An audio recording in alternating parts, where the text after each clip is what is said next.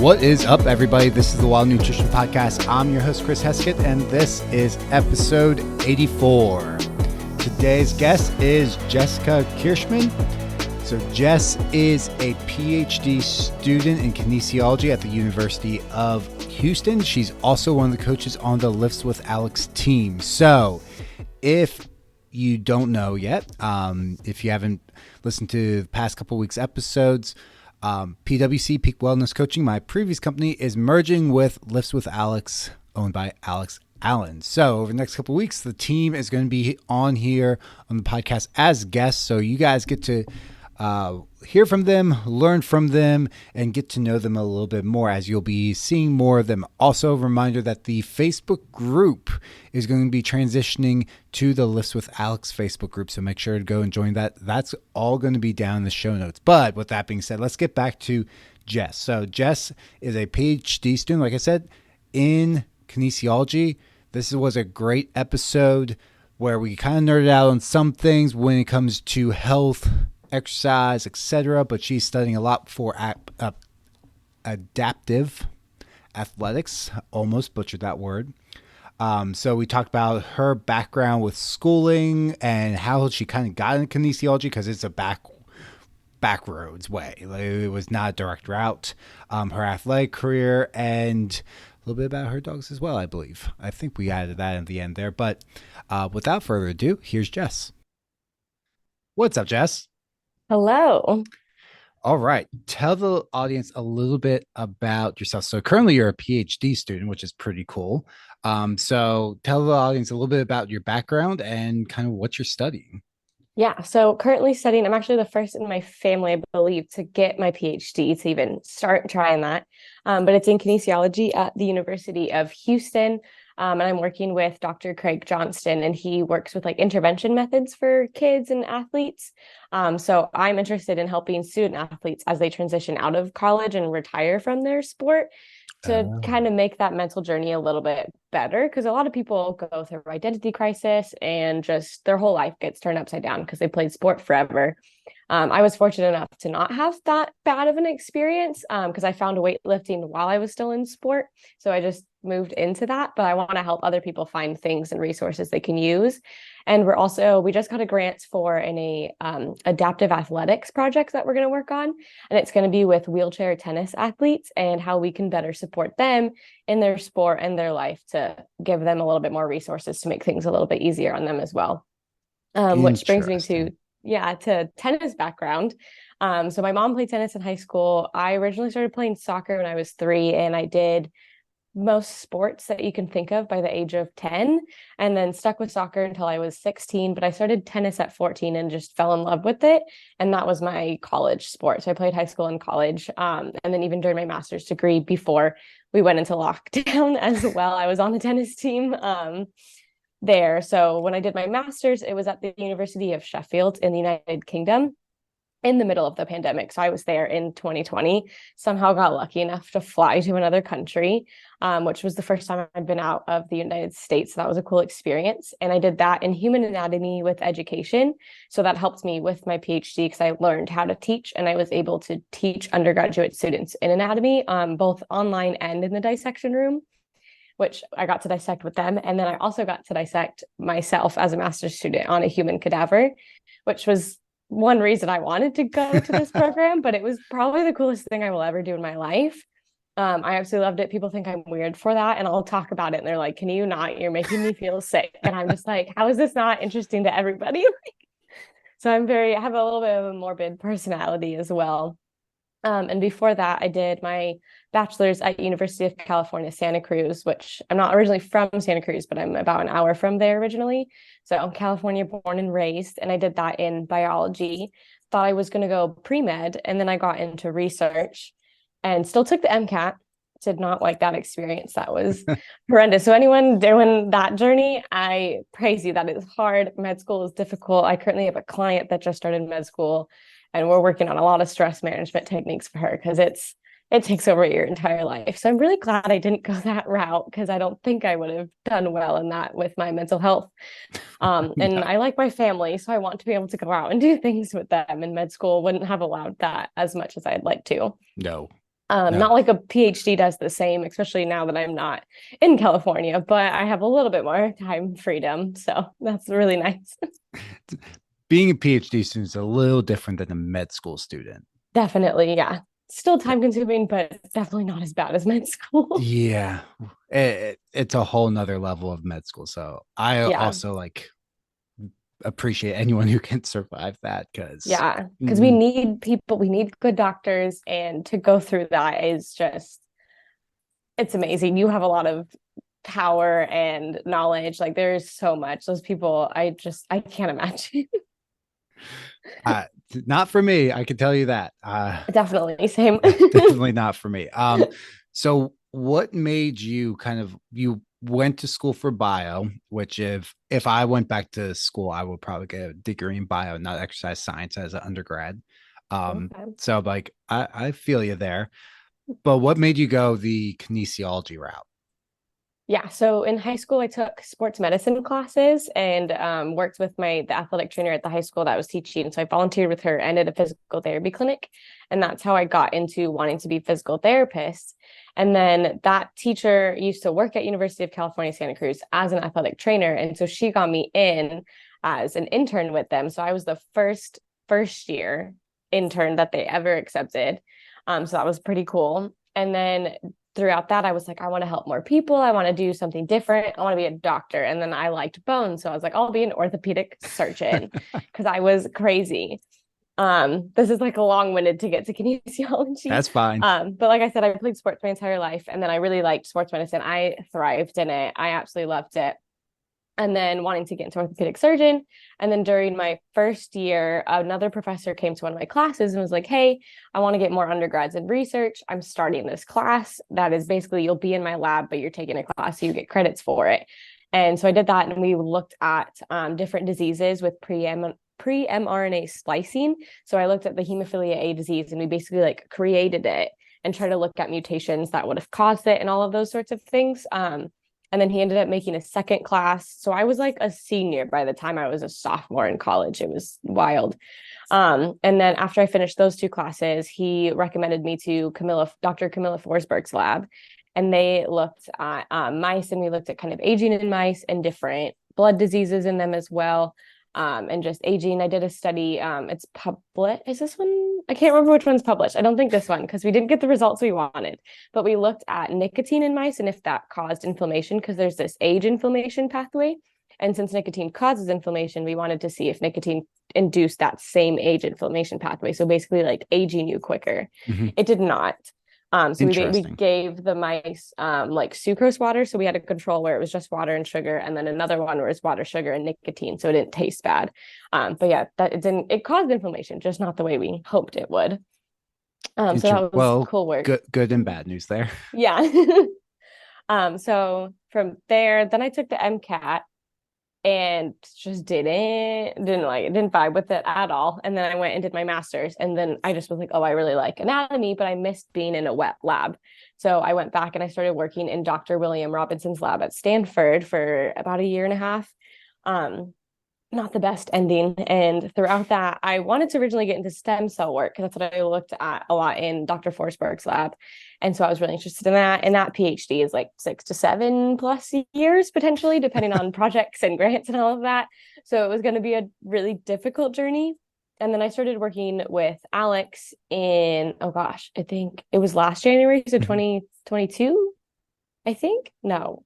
Yes, it must have been 2022. We started working together. And she kind of reignited my passion for fitness because I was commuting to my job in 2021 at the end of it. And then I gained not a lot. I gained like 15 pounds, which was a lot to me because I've always been a smaller person. And so I started working with her to do that. And then I was like, this is actually really cool. I miss doing these things.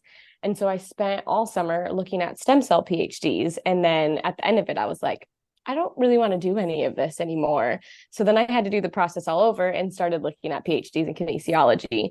So it was just kind of like a full circle moment. I should have just gone down this path originally, but I went all the way around towards med school research and then back to this kind of route with sports medicine, but a little bit more research background. So I'm glad that I did the research stuff. Otherwise, I don't think I would be here. I'd probably be a physical therapist at this point. So the research definitely got me to where I think I needed to be, because I've always wanted to help people. And this is the way to help people from multitude of backgrounds. Like, we're helping high school kids, we're helping college students, we're helping even like little league, like soccer players. We're helping them to improve their life and all of this stuff and get them more active. So I think it's the perfect full circle moment I could have asked for. It's definitely full circle. Yeah. It's fun. So many like, oh, and we're back to the square one.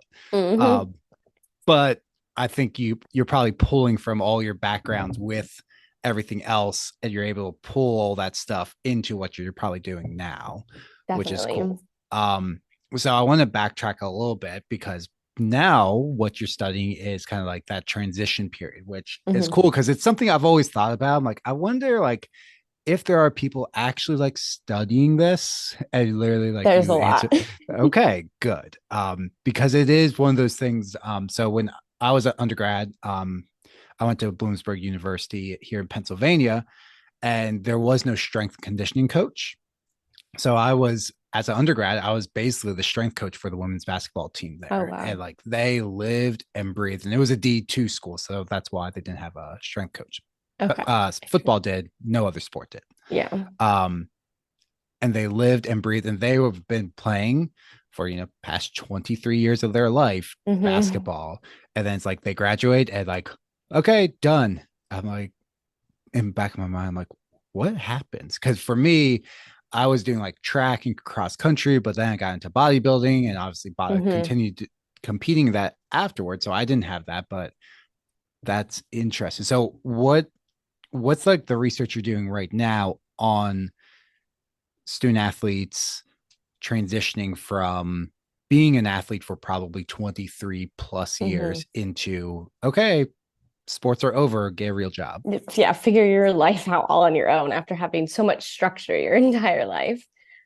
So my main focus is going to be that adaptive athletics project, but there's another girl in my lab as well that she is working on just kind of like focusing on the mental health aspects of that transition. And that's like Okay. kind of, I'm helping write introduction for her paper and stuff with that. So it is just kind of like, okay, how do they feel in this transition period? For the people that had a more positive experience, what resources did they utilize as an undergrad? Resources are they utilizing now? Do they have bigger family support? Do they have more financial support? Are they getting job offers versus are they looking for jobs and things like that? So it is kind of like the resources we can provide them in college that will help them better transition. And I have a qualitative methods class, and we're doing an actual project in that one as well. And so I want to look at resources that are available at universities, because there's a ton. The NCAA offers all these things and tells them, hey, you should probably do this, but we're not going to make it mandatory. And so universities are like, okay, well, whatever, we don't have to do it. So we're not going to, because they just don't really care.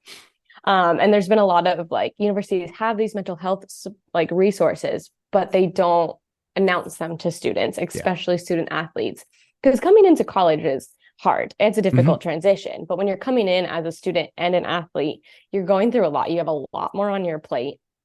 And there was one study I read about, and they were talking about sports psychologists to have, but that takes away from practice time. So if you meet with a sports psychologist for an hour, you only get so many hours in a week to be able to practice. That Mm-hmm. comes from that practice time. An athlete doesn't want to lose their practice time. They Right. want to play their sport. A coach doesn't want you to lose your practice time. They want you to play the sport. So there's the Interesting. sports psychologist can come to practice and be there, but you can't go and see them without losing like an hour of your Mm, practice time, which I think is wild, because you're not playing your sport, but I see that it's like you're still working on your sport in a way, but it is more of a mental yeah. health resource. And then the time thing, like when I was in college, we had tennis practice for 3 hours every single day, like 6 days a week. Like we had Sundays off. Unless we had a match, then we'd probably be playing every single day of the week. And then we would lift for an hour, 2 days a week. And if we missed that, we had to make it up on our own. And then we would do cardio as well at some point in the day after practice, or if it was raining, we'd go do cardio somewhere. So there's not a lot of time, because you also have classes to take. And then I was also working. So there's not a lot of time to be like, okay, let me make an appointment, because, okay, when am I available? Oh, I'm available on Sunday evening. Nothing's open on Sunday Yeah. evening to help your mental health. So the time thing, I think, is huge. And I think there needs to be a little bit more flexibility with okay, yeah, you may have missed an hour of practice, but you should still be able to come and practice for an extra hour at some other point in the day or in the week while you spent that hour working on your mental health to kind of help you, especially at the end of your career. Like your last season is huge. I remember my high school last tennis season. I cried a lot. And I had to give a speech at like our banquet, and I had to just sit there and look at my notes because I was crying every time I looked at anybody because I was very emotional at it. Um, and then when I left my college sport, it was kind of like a forced retirement. I didn't want to do it, but it was a weird situation. But luckily we had started weightlifting before I left. So I just dove headfirst into that. But I know a lot of people, they leave their sport and they're like, well, now I don't know what to do with my life. I don't know how to manage my time. I don't know how to schedule my time. It's always been scheduled for me. So I think that's something that like we need to teach student athletes life skills instead of just being like, okay, we're going to do everything for you. You just show up. We need to actually show them how to do what we're doing to schedule all these things out. Yeah. Because literally their entire life, I know there'll be some, you'll see this sometimes online with, usually it's the older generation of like, oh, well, they just need to toughen up. It's like, well, like their entire life, if you've been a student athlete, everything's been structured for you. Practice is at these times, which means between these times are when you get homework done, or this is when you have free time. This is when you sleep. Here's when you have meals. And like you said, if it's like a 3-hour practice, like that's a big chunk out of your day. So you have classes for 3 to 5 hours a day, 3-hour practice, maybe an hour weightlifting one. Like that is super structured. Then you're sticking study time in, food, day's over. Yeah. Didn't schedule, you literally as a person, like you really didn't schedule anything. You just like fit things in where you had to. And now it's like that all goes away. It's like, okay, you might have a job. You're like, you have a but job. There's 8 hours taken and you still have that athlete identity. So you're like, well, I need to be active in some way, but then you have a job to go to and you might have to commute I had a 2-hour commute at one point. So it was hard to fit the gym in. Which is to hear everyone's like, oh, that's such a far drive when they see where I live. And I was like, it's 30 minutes. It's absolutely nothing to me. But it is like when I was having that 2-hour commute, I'm spending an hour and a half to get there. I'm at work for 8 hours and then I have a 2-hour drive home just because of traffic. And so it's like, okay, I would have to pack I would eat breakfast and then go to work and then have a snack. And then I'd have to pack my lunch as well. And then probably pack dinner because I'm going to be there till 6, 7 o'clock. And then I'm not getting home till 9, but I have to get up at 6:30 the next day. So I need to go to bed at 10:30. So there's no time to do anything else besides work and drive. So for my mental health, I did end up leaving that job, fortunately. And then I had more time for myself. But then it was a job where I was only working like 3 hours because I was off for like a month. And then I found a job at a gym in person to train. It was like a group coaching class and I absolutely loved it, but it was for 3 hours every day. And so I was like, okay, I have to figure out how to plan out the rest of my day so I can get everything else I need to done. And that was like, I've never really had to do this. I've always had school and sports and a job that told me when I need to be there. But this is like, okay, this is the only thing I have to do today. But I have all these other things that I don't know how to organize it. And so that was a big learning process. And thankfully I have Alex supporting me. So she's helped a lot with that. So we have some great coaches on Lifts with Alex. It's definitely intro because I had a little bit of this when I started PWC, which is now merging with LWA, but going from being an in-person coach, working full-time, 50, sometimes 60 hours a week, split days, like very structured to like all of a sudden, like I can kind of wake up whenever and I can make my own schedule. And that's also like a blessing and a curse because you can like mess around all day and then not get anything done. Or you're just like thinking like, what more can I do? Especially like that's high achiever student athlete. Like, what more can I do? What more can I do? You never like turn off like, you can structure in free time. You can structure in downtime. You probably should. But a lot of people don't. They either are like super unproductive and waste a lot of time, or they're like burn themselves out. And burnout is real with student athletes too. I've noticed that because they're like, okay, I have all of these things I have to do. And then like the end of the day, they're like, I haven't done anything for myself today. Or like I've barely eaten at all today. And it's like, hey, you gotta take care of yourself while you're doing all of your other things that are putting on you, basically, like all these responsibilities and tasks that you have to do. Like you still have to take care of yourself. And it's hard to make that a priority when your schedule is class, practice, class, lifting. Like you're just going back and forth. So it's like hard to kind of find a point where you're like, okay, I can center myself and be here in the present moment. But it's like, oh, I gotta go to class. So I gotta get my stuff together. And then, oh, I have practice after. So I gotta bring all my gear for that too to class. And then it's like a whole chaotic mess. And then coming from that to like, I can do whatever I want. Like I have the schedule, even as a PhD student too. Like I have classes I have to be at, but the rest of my day, I'm kind of like, I'm just on my own figuring out what I need to do. And so it's like, I can wake up whenever I want. And that is, to me, that's a curse because I will sleep until 10 a.m. or noon if I can, which I don't need to because then I'm going to go to bed at the same time. I'm still going to go to bed at 10 o'clock, even if I get up later. And so I'm like, I was talking to my housemate about that yesterday actually, and I was like, I feel like I'm losing my day if I don't get up at my normal time. And then it helps with your sleep if you do have a consistent sleep schedule and do get up at the same time every day. It does. Can go back to, I forget what episode, but the episode with Nick Reel, he went over all of that. Like, you should keep the same structure all the time. Like, you mean I can't sleep in the weekends? Probably not. Cool. I actually saw something, I don't know how true it is, but it was on the week, like get up at the same time on the weekends, and having like a nap in the afternoon on the weekends is actually better than sleeping in if you need the nap. But I was like, do you really need the nap? Like you shouldn't need the nap. But if you do, don't sleep in. Just take like a 20-minute nap some point in your day. I needed the nap with the newborn. Yeah, I could. Yeah, that you need a lot of naps. Whenever the baby's napping, you have to nap too. See, and people say that, and it just doesn't. The sleep when the baby sleeps thing doesn't, it's like sounds good in theory. It doesn't hold up in real life. It sort of does, but at the same time, it's like the baby goes to sleep and you're like, okay, great. Now I have to like clean up the mess, get like the neck, especially since we have two, like, okay, now it's like we have to feed the other one. And by the time you're done with that, clean up that mess, whatever, do maybe one errand. You're like, up, baby needs to be fed again. Like, so in theory, it sounds really good. In real life, if you have one kid, it works fantastic, especially because you can trade off between parents. But once you pass like 2, 3, no, not. I can't imagine. Yeah, like I feel like what, even a dog, like I'm good with the dog. the dog. If you think a puppy is hard, a kid's something else. Yeah, I can't. Piddle pads are frowned upon with kids. Yes, very much so.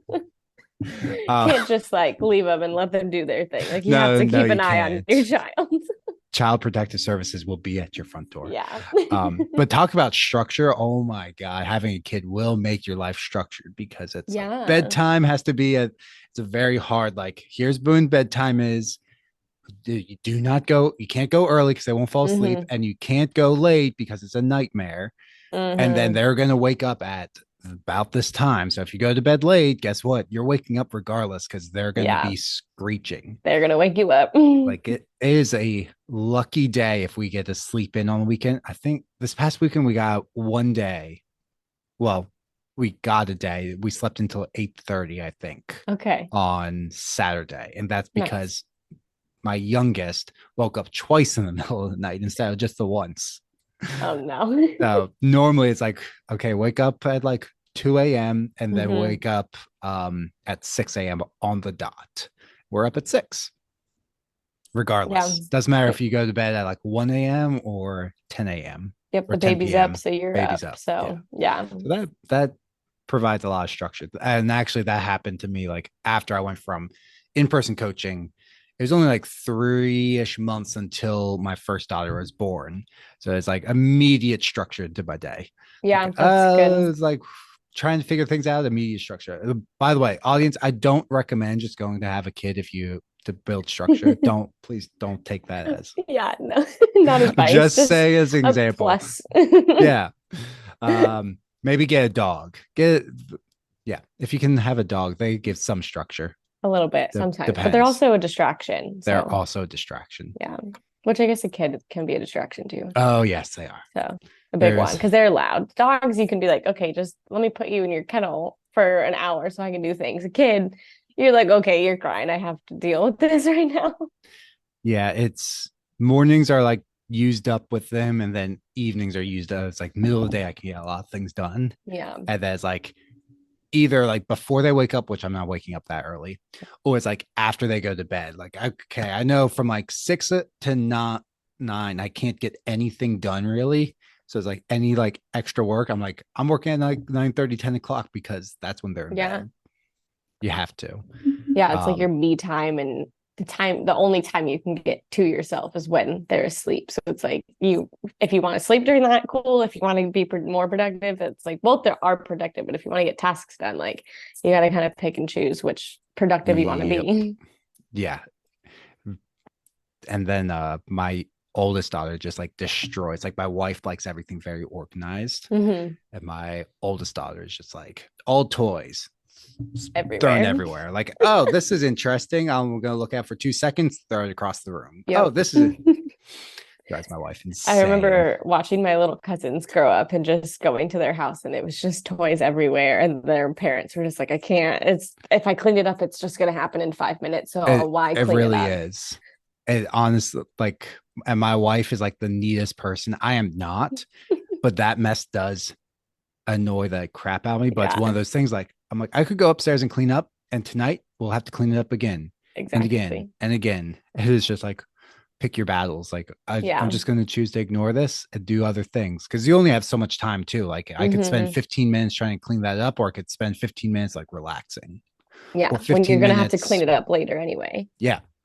15 minutes So doing the dishes, or 15 minutes getting, or spend that time working out. Like you have to pick those battles. Um, definitely. so yeah, our house is quite often a mess, which is I can why I have imagine. very specific angles on my videos because a lot of times it is a mess. There Why you are you go. filming in your kitchen? Well, it's the least messy area of the living Right. It's room. the clean house. It's the clean part of the house right Yeah, now. yeah. Right now, my wife will even say like, "No, it's not." It's never clean unless it's spotless, you know? She's the one where she wants everything spotless. So like Ugh. the like Instagram type of like kitchen where Yeah. everything's put back, and this is where like our personalities don't like Yeah, mix mesh. very well because I'm like all about like efficiency. I'm like, we use this every day, just leave it out. And she's like, Yeah. no, it goes in this drawer. Like the if you look at like the Instagram, like the organization type people, and they have the kitchens where Yeah. everything's in the individual bins and label. That's my Yeah. wife. Me, I'm like, it goes in drawer. Yeah. I want to be that, but that's never going to happen. Yeah. I'm just, no, I Oh, I think can't. it's fantastic in theory. And then in reality Yeah. is like, I'm not doing that when I'm rushing around trying to get dinner done. I'm just Yeah. like, that goes here. Exactly. We use it every day. Why put it away? My wife's like, it goes in this Here. cabinet up here. That's where it belongs. Get it out. I don't want to see it. Yep. So, That was my yeah. parents when I lived back home because I have an air fryer. And here, my housemate, we use it all the time. So it's just sitting on our Yes. counter. My dad, I would take it because I do dog sitting. So I would take it to dog sitting houses that like didn't have an oven, if it was like in a studio or like whatever. Because there was one where I watched dogs in their pool house. It was a really nice house. I never saw the inside, only saw the pool house. So I bring it there because I was like, I don't need it. It's just me. I don't need a whole oven for this. Yeah. They had an oven in their pool house. But I would have it on the counter at my parents' house, and then I would take it, and my dad would be like, "Oh, thank goodness, I have my counter back." And my mom was happy about that too, but then she was like, "Well, that means Jessica's gone," and so she'd get sad. And then I come back, and I'm like, "I'm not gonna put like I use it every single day. I'm not gonna put it away." Also, there was nowhere to put it away Yeah. anyway because I was just a guest in their house basically at this point. So I was like, "It's just gonna take up counter space, and then when I leave, it'll be gone." So now I'm sure my dad's really happy that the air fryer's not taking up a piece of their counter. So the compromise I found with my wife with that is Ninja came up with like the Ninja Flip. Mm, So it's it's not the best air fryer in the world. So it's like a one, they're like toaster, convection oven, air fryer all in one. okay, nice. So it does all of those things as okay, but not great. Like I'm like, our Yeah. previous air fryer was better at frying, and our toasters were better at toasting, but it flips up out of the way. So it just stays on the counter. And then when we need to use it, we just drop it down. That's nice. So it's like the perfect, I saw, I'm like, this is the perfect compromise to like all these things. Cause it's like the toaster would come out every day and then it's like, it has to go back. And then the Mm-hmm. air fryer would come out. You go back. So this you can just like boop, boop, boop, Yep, like back and forth. exactly. That's yeah, that's a beautiful compromise right It there. is the perfect, like this was like made for my wife and I. Yeah. I'm not sure how we got into this discussion, but the other, so totally just like sidetracking this Take a conversation. left turn. Left turn here. The other thing you're studying is adaptive athletics. Mhm. So Tennis. wheelchair tennis. Yeah. Okay. And I think we've Um, also put Special Olympics in that category as well, because we're also going to be working with Special Olympic oh, athletes as nice. well. Yeah. Okay. Which I'm really excited about that one. So what's the research you're doing with those populations? So finding resources for them. So I know with the Special Olympics, we kind of want to pick one athlete and their family and make them like a health advocate. So we're going to educate them and their family on how they can be more active and what resources they need. And then they can take that knowledge that we give them and take it to the rest of their team or their other athletes and their families and kind of get feedback from them of like, okay, what's going on? What do you guys need more of? How can we better help you?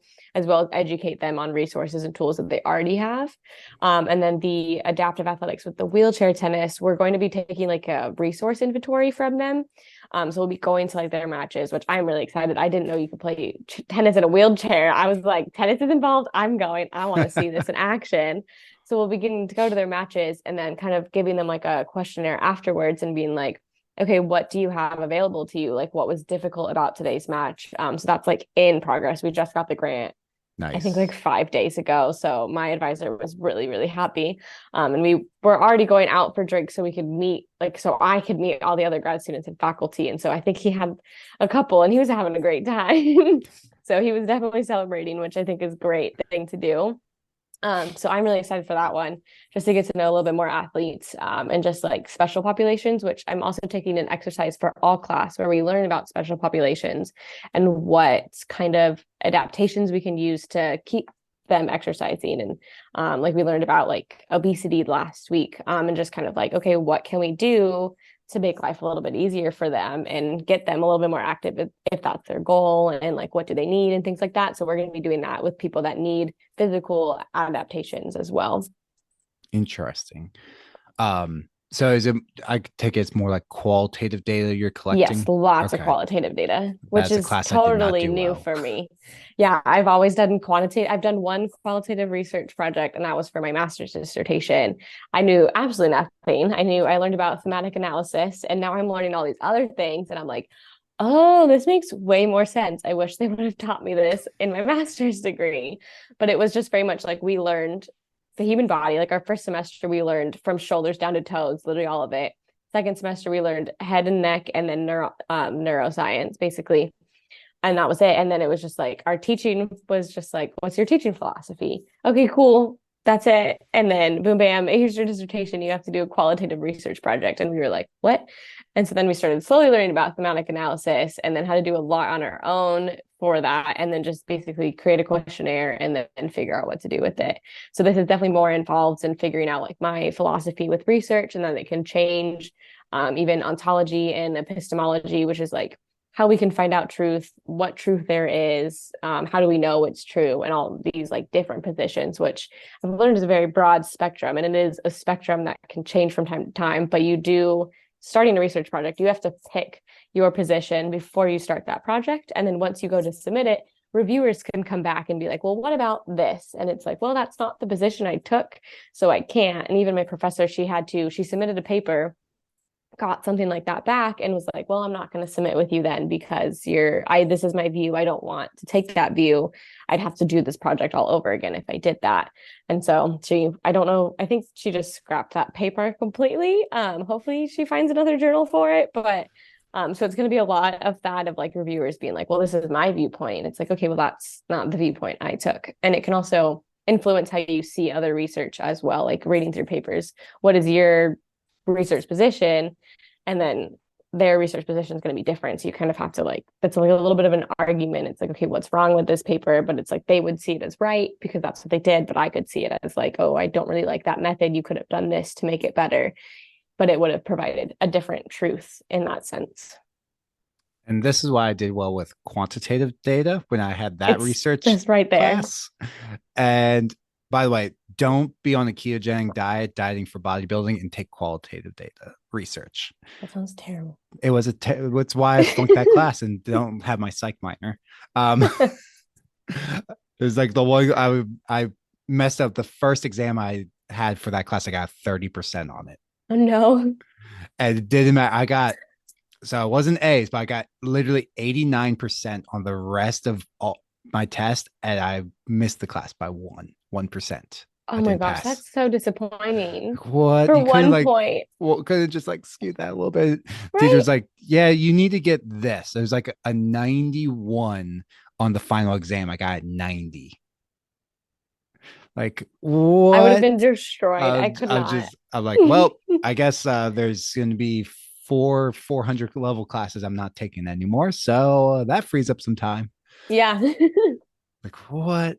But yeah, that was, oh, you're saying that. I'm like, man, that brings back nightmares. And so listeners, if you're not familiar, I'm sure Jess, you can explain this a little bit better, but basically quantitative data is usually like numbers, like Hmm. yes, no, did you lose weight? Drop 5 pounds, you can measure that with a number versus Yep. qualitative data is more like your psych and sociology type stuff. So you have to do surveys with people and you can't really put hard numbers on it. Yeah. It's a It's like spectrum of stuff. you put things into themes and code things that people say, and you're like, okay, well, and you have to have multiple researchers because people are going to view, like in interviews or questionnaires, they're going to view participants' responses differently. So they might code them or put them in a different theme than you did.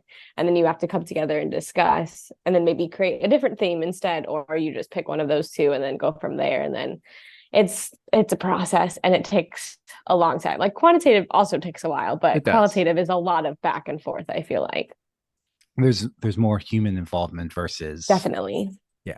That's, I think people don't understand with the different kinds of data. Like you can't get, say, like a hard answer with qualitative data. Mm-hmm. I mean, it's still debatable with quantitative sometimes, but you get like, you see the numbers at the end versus with Yeah. qualitative is like, hey, this is the general direction we think humans interact, or this is what's going on in Mm-hmm. society. More research needs to be done. Yeah, basically it's always more research needs to be Yeah. done. With quantitative, sometimes like we're done. Like this is what Yeah. we know. But qualitative, it's like more needs to be done. And every paper I've been reading is like more needs to be done, more needs to be done. And I'm just like, I mean, yeah, it does, but we're never gonna figure this out. Because it's so different. We all have my position is partly like we all have different truths and different realities. We all interpret things differently. And so it's like we really will never find that truth. Like we might find various ones that kind of relate and things like that, but we're never going to find one specific truth because everybody's going to have a different viewpoint on things. Well, if you just, I mean, every human's different personalities, I different agree. things, socioeconomics, where you grew up, your culture, all these different aspects are, you can't just have one truth. So if you're Mm-hmm. looking at like, say, like adaptive athletics for like a tennis player, like, well, are they all like brothers and sisters from the same family? No. Okay. Mm-hmm. Everyone's going to have like a different reality. This person's upper middle class. This person is true middle class or working class. Like they're going to have Mm-hmm. different realities and different struggles.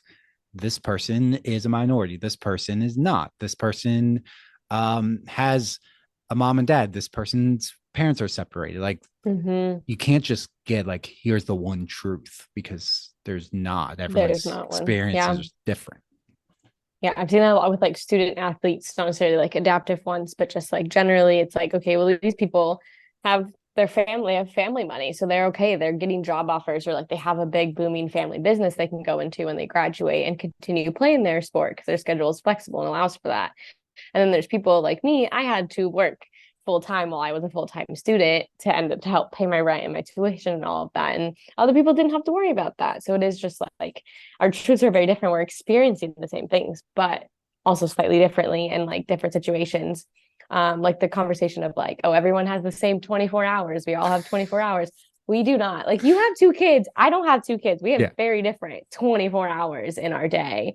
And to me, I'm like, we don't, yeah, we all have 24 hours, but we all have very different 24 hours because we That all was have different responsibilities. that's a phrase. I'm glad I stopped saying that in my early 20s because it is not like, especially now having kids, like go you as like a PhD student, your stresses are different than mine, but you have Mm-hmm. stresses as like everyone's different. Like your peak stress levels might happen differently than mine. And so it's Mm-hmm. like, yeah, you have 24 hours and maybe you have more time, but if you're like burnt out, Like I might have less time, but maybe I'm not stressed out as much, or I'm getting Mm-hmm. disrupted sleep right now. So it's like I'm fucking tired a lot, and you're not. Like I'm not getting that there's disruptive so sleep, so many I have a little bit more differences. energy. Yeah. Yeah. Okay, great. You might be able to handle a higher stress load because I'm not getting enough sleep.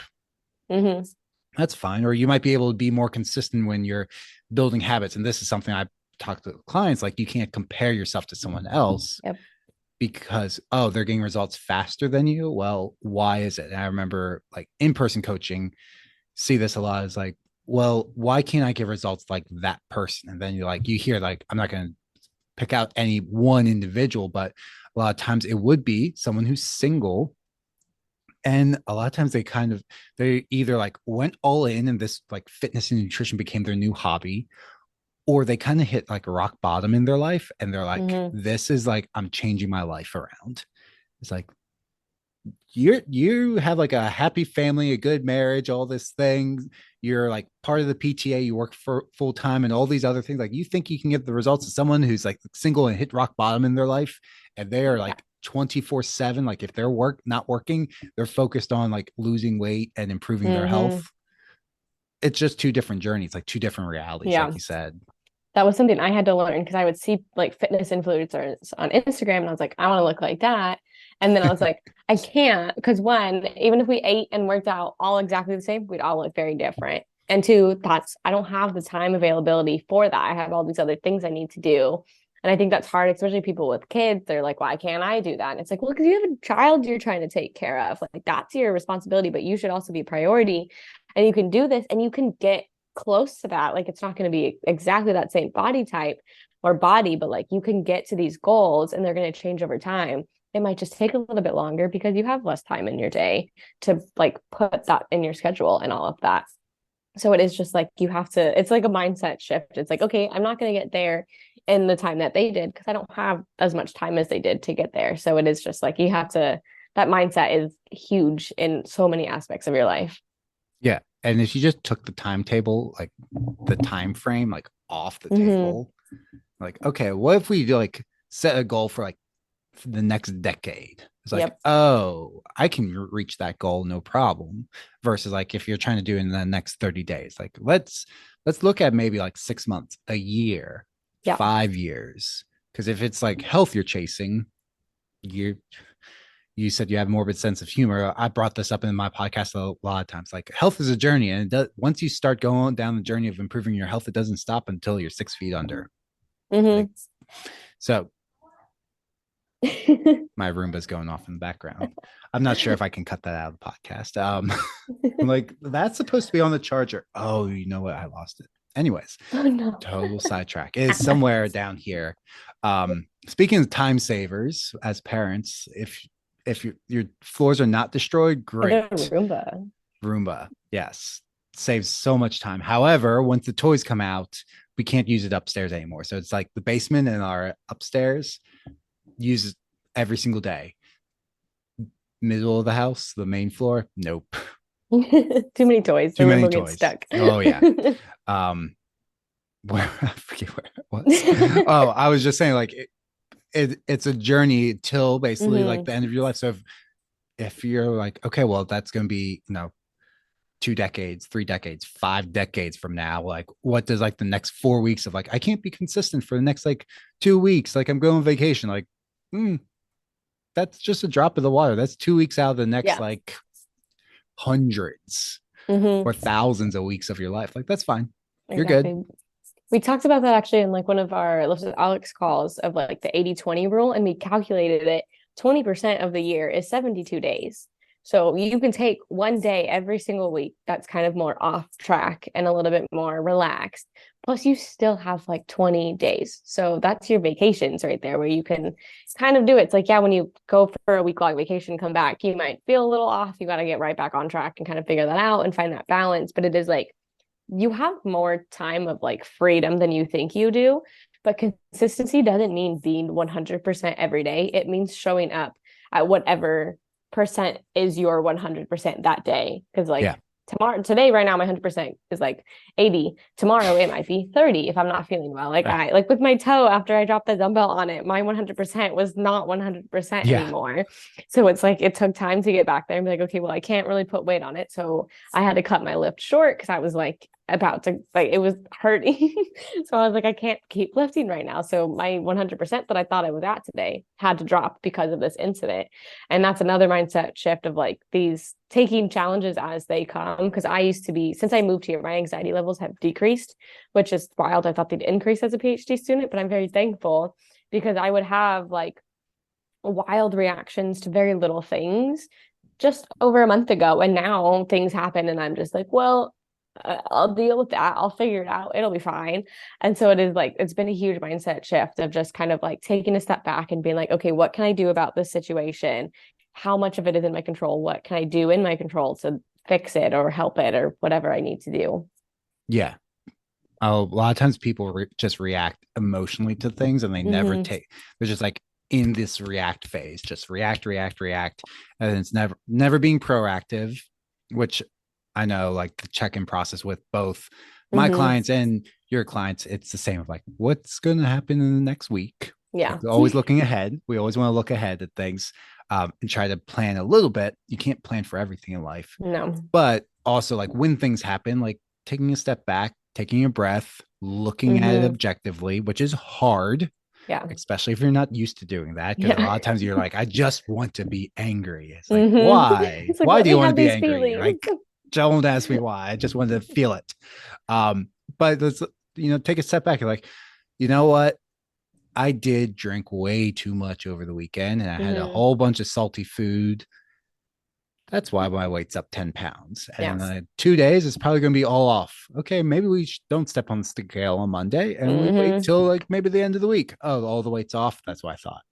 Mm-hmm. Exactly. And I think having about like being consistent. If you're consistent and you get off track, it's easier to come back because you have those Yes. set routines and you know how to do it. So it's like, so you can go out to have like a night out and go have a couple drinks, but then I'm going to go back. I know what to do the next day to get myself kind of reset and back to feeling good. Which makes me think about, I just saw like a TikTok of Anna Kendrick, I believe on Ellen or some talk show. And she was talking about how she's improved her lifestyle to like be living a more healthy life. And she was like, I hate it because I feel so much better. So I have to keep doing this, Yes. but I feel better. So it's fine. But it's just like, I want to do whatever I want to do, but I can't because I'm going to feel worse. And if I do these things that are actually better for me, I do feel better. And she was like, this is my life now. And it's that acceptance of like, yeah, I feel better. So this is actually what I should be doing versus things that will give you like a dopamine burst for the day. And then you're like back to low levels. But if you keep doing these like healthier habits and have that consistency, you have more dopamine constantly coming out and you do feel better. Like you're treating your body the way it deserves to be treated. Yeah. So the running joke I've told a few of my clients is like, we're all adults. So every single person here, most people listening to this podcast, except for maybe like three of you, can run out right now and buy either a chocolate cake or a gallon of ice cream and eat that for your next meal. Like that could be Mm-hmm. dinner tonight. It's just like chocolate cake. It's like, but you're going to feel like garbage afterwards. So you're not Yep. going to, especially if you're trying to improve your health. Like I know, like if I did that, my GI would be Oh wrecked. yeah. Like, oh, that would be awful. So you're not going to do that. Now, if you tell like a 3-year-old, like my daughter, tell her like, hey, you're going to have chocolate cake for dinner, and she's going to be all about it. Oh yeah. But as an adult, you know better. Mm-hmm. So as you start to improve your health, you're going to do more and more like, hey, if I don't eat enough veggies, I don't feel good. If I don't eat enough protein, I know I get really hungry and then I get cravings. Mm-hmm. If I don't drink enough water, then I become really moody later on. So you, like you said, you just keep up with these habits. And over Yeah. time, it's like next thing you know, you're like living in a more like quote unquote healthy way. You have a better Mm-hmm. healthy lifestyle. And then it becomes easier to reach all your goals rather than the try to be perfect for 30 days, lose the weight quick, and then you regain Fall right back off. Yeah. all of it plus 5 pounds. All about sustainability. And you can still have chocolate cake. Yeah. Like I Yeah. eat a The sweet caveat. every single day. Yeah. Like you can still have it. Just don't eat the whole cake because you probably will be Yeah. hurting later. Don't eat it for dinner. You can have it for dessert and just have a small slice. You don't Yeah. need the whole cake. Like you said, Yeah, a the lot of cake people will are be just there the next day yeah. too. A lot of people are just chasing that dopamine hit, and it's like, well, Yeah. let's pull back a little bit, have a little bit of cake, and then you'll be fine. And usually it's like the first two bites, anyways, is the best tasting, and then after Yeah. that, you're kind of just like eating to eat. But the same thing, like people use alcohol as like a stress coping mechanism. It's like, Hmm. why are you having that third, fourth, fifth glass of wine? Yeah. Well, is it because you're stressed out? Is it what is going on? Like I had a few too many glasses of wine last night with my wife, but it was like Sunday night. We did a whole bunch of errands and we were relaxing. It's like, okay, Hmm. that's fine. Not going to do that tonight. Hmm. And we're also both not in weight loss phases. Yeah. But if you're in a weight loss phase, like, why are you having 5 glasses of wine? Yeah. Like a little Stress. check-in, like Yeah, self-awareness to have with all of that stuff and being like, okay, why am I doing what I am doing? Which that's been a big journey for me of like figuring that out and really like connecting with myself. Like I feel like growing up, I just kind of was like, oh, I'm fine, like everything's good. And then I got older and was like, okay, why do I feel these things? And what am I doing to kind of make me feel better from it? And why am I doing that? And like getting that self-awareness and actually like building a relationship with myself and figuring out what is going on. it's the meme of the dog in the burning house. I'm Yeah, fine. everything's fine. Everything's fine. Like everything's burning down around you. Like, no, no, no. Like, let's actually like start tackling some of these things. Yeah, exactly. Because once you do that, all your goals are on the like the other side. A lot of times of like tackling all that stuff. That stuff's all Hmm. going to come back out and like self-sabotage you. So you have to Yeah. tackle that. Otherwise, like you're there's a reason you're yo-yo dieting Yeah. There's constantly. something going on. Yeah. Oh, there's if all of us have the other thing to point out is like all of us have something going on. Hmm. So you're not alone. It's like everybody has at least something. Yeah, And something. I've been honest with some of my stuff on the other episodes of the podcast. Like I've had my own insecurities and low self-esteem and things like that in my life. So like we're all battling something. You're not alone in Hmm. it. You don't have to go through it alone. You just have to find people to help you through it. Exactly. It's Or so, definitely like a lifelong journey of learning and just like it's never going to end until you are 6 feet under. Like you have to, there's constant learning and growing to be done. And just the more you do that, the better you probably will feel. absolutely. But you have to lean into it, which is the scary Yep. part. Yeah. Alex does a good job of like making people lean into it. Yeah, she really does. She's Yeah, easy. She's very, because she's so open about it. So people, when you are open, people feel comfortable coming to you and opening up a little bit more as well. absolutely. All right. So we are coming up to the end here. So anything else you want to tell us about your PhD program or anything else in general about you? Um, I don't really think so. I'm a big dog lover. Check out if you're looking at kinesiology research, look for my name in the next like year or two. You'll see some hopefully first author Sweet. publications soon. But yeah, I got my Instagram page at _fitjess, assistant coach with the lifts with Alex. We got big things coming, so I'm Definitely excited with big the things merge coming. with PwC. So this is gonna be a fun journey. I'm Yeah, excited. we're gonna make this thing blow up in the next couple Oh months. yeah, This is gonna be fun. I'm Um, excited.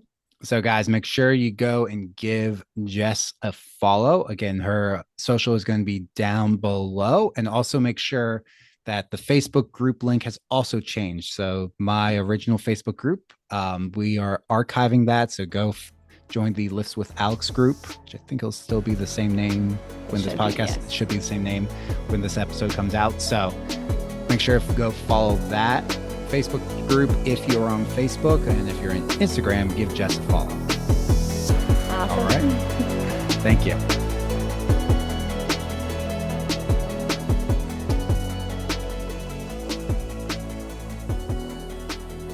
Hey guys, thanks for tuning into today's episode. Make sure to check out the show notes down below.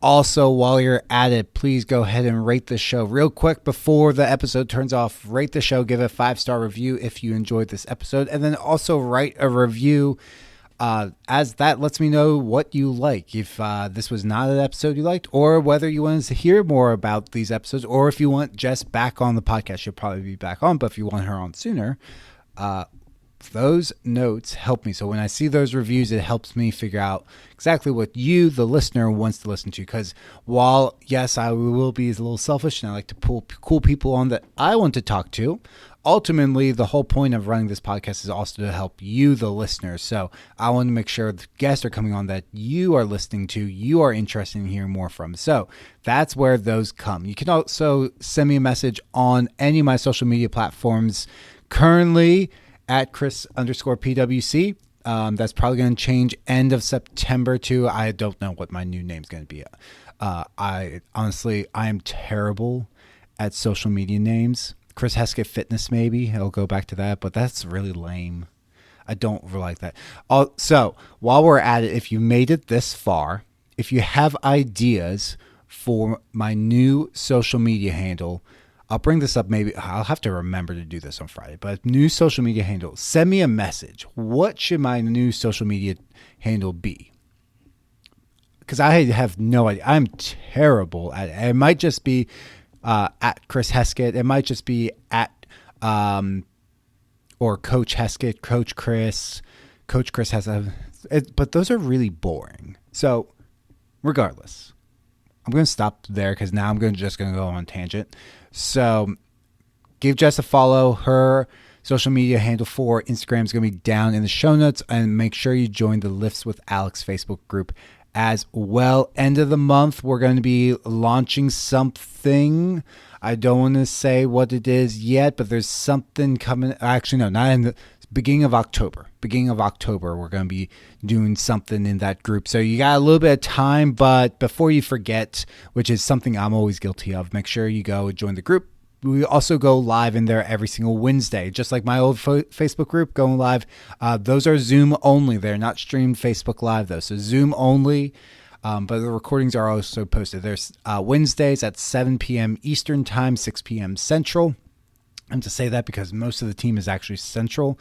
I think I'm the only one who's actually East Coast time. I think everyone else is Central. So I always have to look at the times and add an hour for myself. But that's it. Thanks for tuning in, guys. I'm going to end it here before I keep going.